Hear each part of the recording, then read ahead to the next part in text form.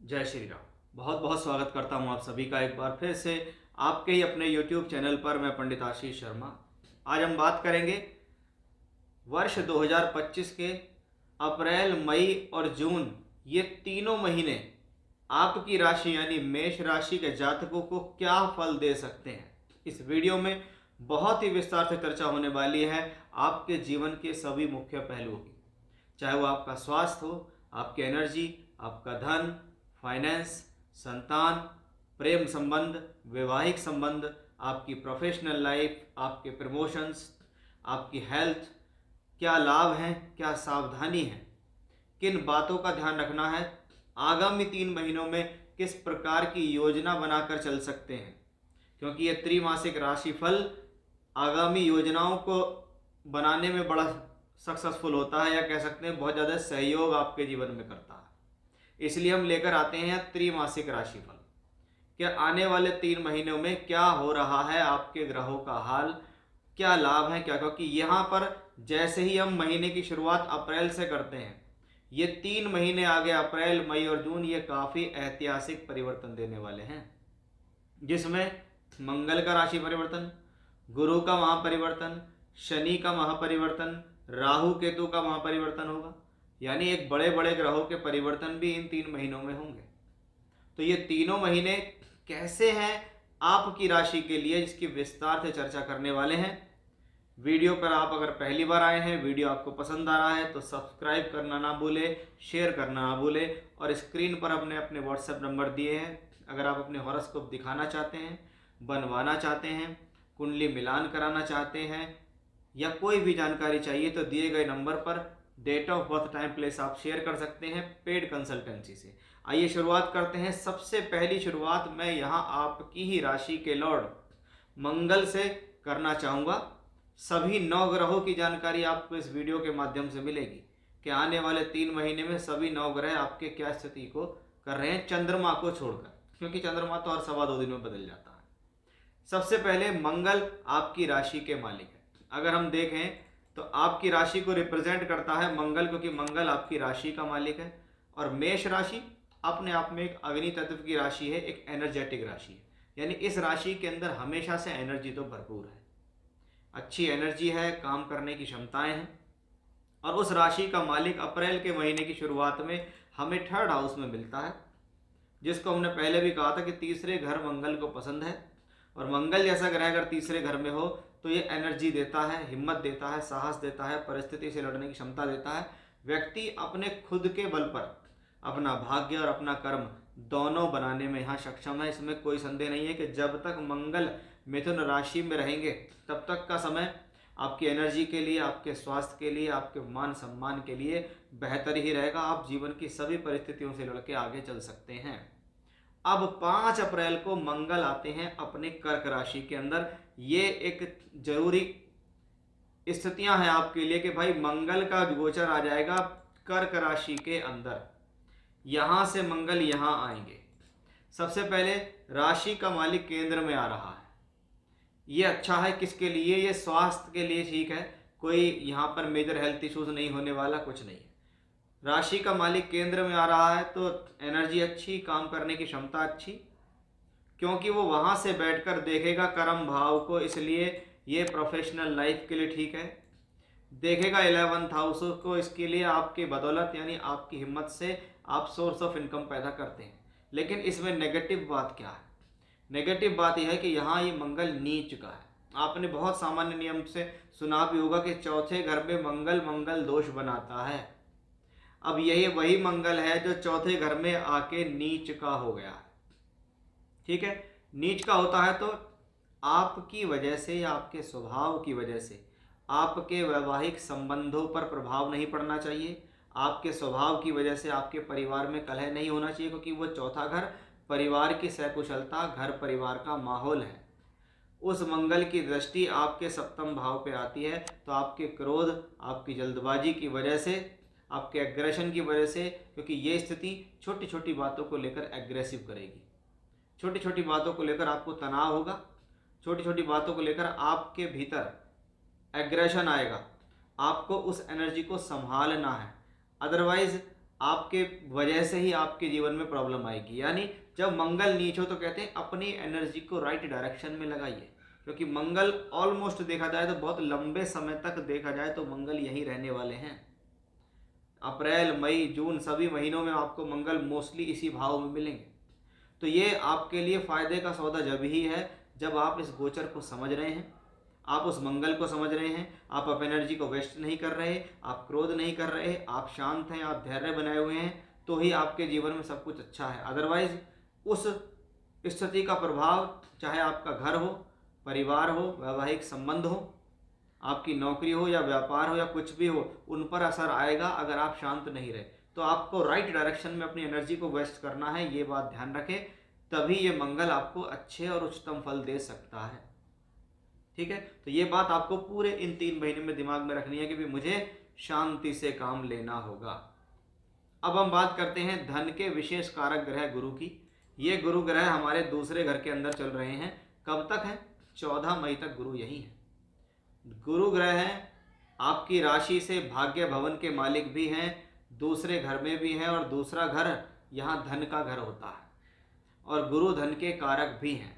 इसीलिए गुरु ग्रह की स्थिति जब तक यहाँ बनी हुई है तब तक ये बेनिफिशियल ही है। इसको लेकर हम ये नहीं कह सकते कि ये कोई बहुत खराब स्थिति है या ये आपको कोई नुकसान देने वाली है।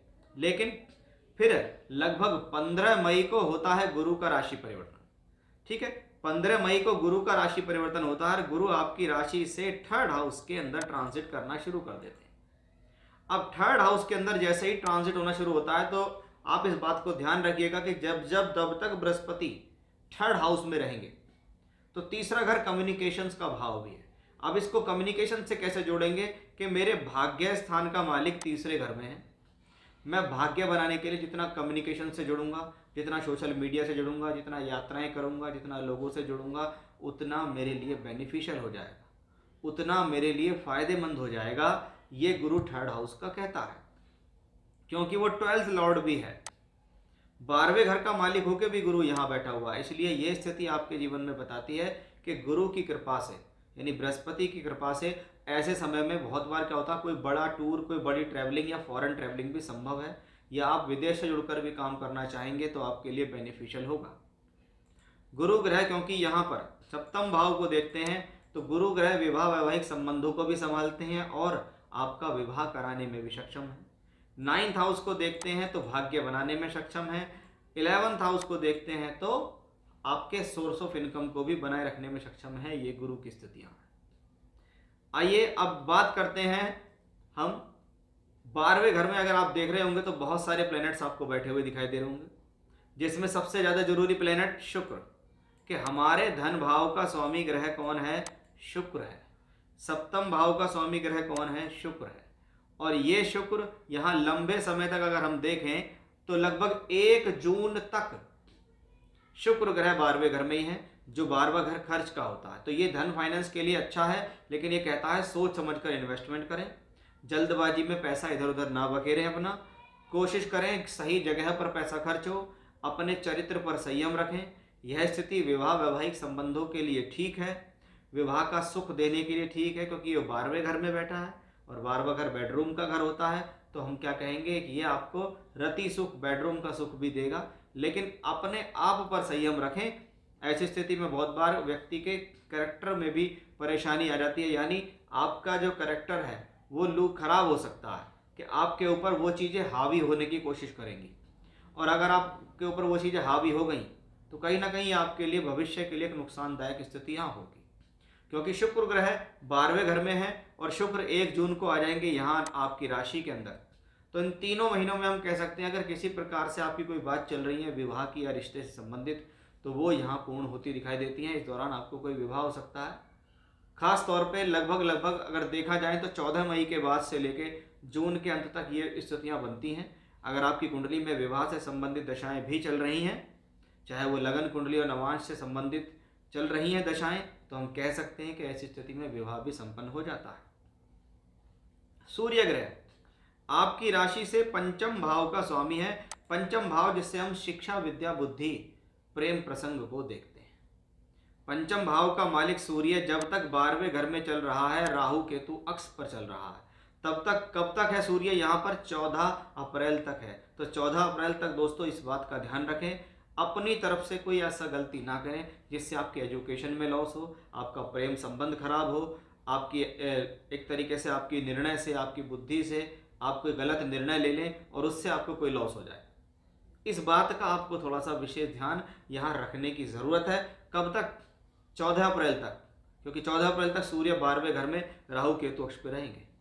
उसके बाद होते हैं सूर्य उच्च के, और 14 अप्रैल से 14 मई का समय आपकी शिक्षा के लिए अच्छा, क्योंकि आपका शिक्षा का मालिक 5वें घर का स्वामी ग्रह सूर्य उच्च का हो जाएगा। तो शिक्षा, विद्या, बुद्धि, निर्णय, आपकी एजुकेशन, आपके प्रेम संबंध के लिए ये समय बड़ा ही बेहतर रहेगा, क्योंकि सूर्य यहाँ उच्च के होंगे। उच्च का सूर्य जब आपकी राशि में होता है तो कहते हैं कि यह समय सरकारी क्रियाकलापों के लिए अच्छा है, सरकार से संबंधित कार्यों के लिए अच्छा है, सरकारी संबंध के लिए अच्छा है, पिता के सहयोग के लिए भी अच्छा माना गया है। और यही सूर्य फिर पहुंच जाएंगे वृषभ राशि में, क्योंकि 14 अप्रैल से 14 मई वो मेष में रहेंगे और 14 मई से 14 जून रहेंगे वो मिथुन राशि के वृषभ राशि के अंदर भी आ जाएंगे। तो आप लगातार सूर्य की जो स्थितियां हैं वो आप ये देखिए कि 14 अप्रैल तक सूर्य 12वें घर में, तब तक स्थितियां थोड़ा सा नेगेटिव हैं। उसके बाद जो स्थितियां हैं वो आपके लिए काफ़ी हद तक सूटेबल होती चली जाएंगी। तो कुल मिलाकर सूर्य की पोजीशन बहुत बेहतर होगी इन फ्यूचर आपकी शिक्षा, विद्या, बुद्धि, ज्ञान, प्रेम संबंधों के लिए। अब आती है बात यहाँ बुध की, कि बुध ग्रह नीचस्थ अवस्था में आपको मिल रहे हैं, और जब तक बुध नीच के रहें, 12वें घर में उनके शुक्र उनके साथ हैं, उनका नीच भंग हो रहा है, इसलिए कोई प्रॉब्लम वाली बात नहीं है, क्योंकि 12वें घर में बुध हैं, विपरीत राजयोग में बुध हैं, नीच भंग राजयोग के साथ बुध हैं, इसलिए ये बुध किसी भी तरीके से नुकसानदायी नहीं रहेंगे। लेकिन 7 मई को बुध मेष राशि में आएंगे। मेष राशि आपकी राशि है, उस दौरान मंगल रहेंगे नीच के, और छठे घर का मालिक बुध आपकी राशि में आएगा।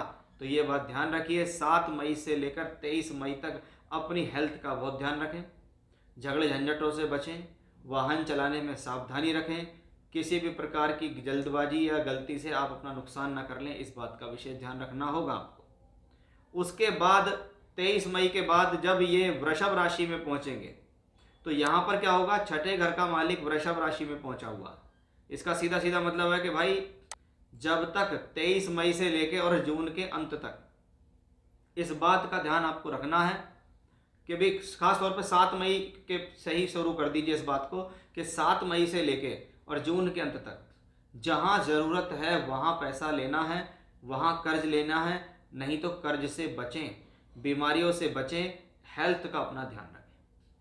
शनि का महापरिवर्तन भी इस दौरान होगा। 29 मार्च को शनि राशि परिवर्तन करके और आ जाएंगे आपकी राशि के अंदर, यहाँ राशि में आएंगे शनि, मीन राशि के अंदर पहुंच जाएंगे। और मीन राशि का शनि, मैंने पहले भी इससे रिलेटेड वीडियो बनाए हैं मेरे चैनल पे, आप देख सकते हैं कि भाई विस्तार से चर्चा तो मैंने वहाँ उसके बारे में की है, लेकिन आपको यहाँ मोटे तौर पे मैं बता दूं कि भाई देखिए सीधी बात है, आपके कर्म का मालिक 12वें घर में गया, 12वां घर खर्च का है, यानी अब आप पहले से ज़्यादा एक्स्ट्रा एफर्ट्स करने के लिए तैयार हो जाओ, क्योंकि आप पर शुरू हो जाएगी शनि की 7.5। कर्म कारक शनि भी 12वें घर में, प्रोफेशनल लाइफ दशम भाव के शनि भी 12वें घर में, लाभ के मालिक भी 12वें घर में होंगे। इसलिए थोड़ा कमर कस लीजिए, क्योंकि 7.5 भी शुरू है, तो थोड़ा सा मेहनत ज़्यादा करने की आदत डालनी पड़ेगी, आलस्य त्यागना पड़ेगा, अपने आप को एक्टिव रखिए, अपनी गलतियों को सुधारिए, अपनी गलतियों से सीखिए, क्योंकि लाभ और कर्म दोनों के मालिक 12वें घर में, यानी इस दौरान हम क्या कहेंगे, लाभ और कर्म करने के लिए 12वें घर से जुड़िए, यानी टूर ट्रैवलिंग यात्राएं कीजिए, परिवर्तन कीजिए, स्थान परिवर्तन कीजिए, लोगों से जुड़िए, विदेश से जुड़ने का मन का बना रहे हैं तो बनाइए। ऐसी स्थितियों में क्या ना एक्स्ट्रा एफर्ट्स करेंगे तो आपको यहाँ शनि लाभ देंगे। हालांकि इससे संबंधित वीडियो हम और डिटेल्स में बनाएंगे, क्योंकि शनि के बारे में थोड़े समय में बात करना बड़ा मुश्किल होता है, बहुत विस्तार से चर्चा हम इसकी अलग से भी करेंगे। अब राहु केतु भी इस महीने चेंज होंगे। कब होंगे राहु केतु चेंज? 18 मई को राहु केतु चेंज होंगे। और राहु कहाँ आ जाएंगे?